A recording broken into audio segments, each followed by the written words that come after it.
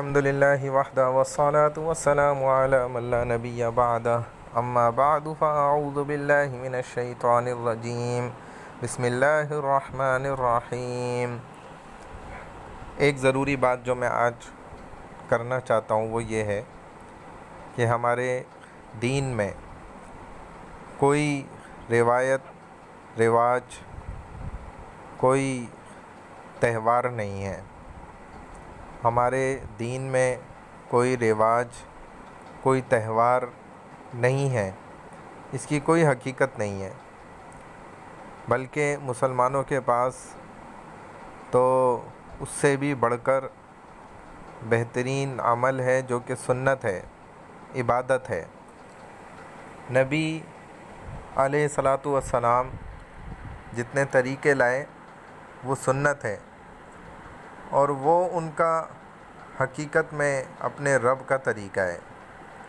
رسول اللہ صلی اللہ علیہ وسلم نے اس امت کو دو عبادت کے دن دیے، دو بہترین عید کے ایام عطا فرمائے، یعنی عید الفطر اور عید الاضحیٰ۔ یہ کوئی تہوار نہیں ہے، تہوار اور رواج یہ تو غیر مسلموں کے ہیں، ان کے ہاں مختلف قسم کی جو ہے رواج قائم ہیں، مختلف اقسام کے تہوار قائم ہیں، مختلف اقسام کی رسمیں قائم ہیں۔ مسلمانوں کے ہاں عیدین ہیں، یہ عبادت کے ایام ہیں، یہ عبادت کے دن ہیں۔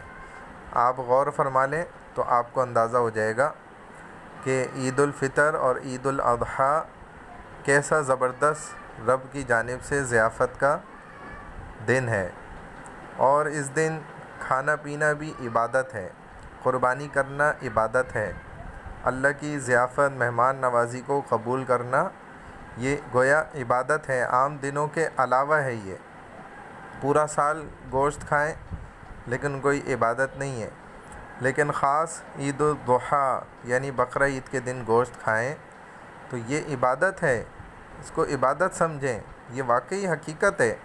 قربانی کرتے ہیں عبادت ہے، خون گرتا نہیں ہے، سارے گناہ معاف ہیں، صغیرہ کبیرہ کے لیے اللہ سے توبہ استغفار کریں۔ تو یہ عبادت کے ہمارے ایام ہیں، عیدین ہیں، یہ کوئی رسم و رواج یا تہوار نہیں ہے۔ اللہ تعالی ہمیں صحیح دین پر عمل کرنے کی، اس کو سمجھنے کی توفیق عطا فرمائے۔ وآخر دعوانا ان الحمد للہ رب العالمین، والسلام علیکم ورحمۃ اللہ وبرکاتہ۔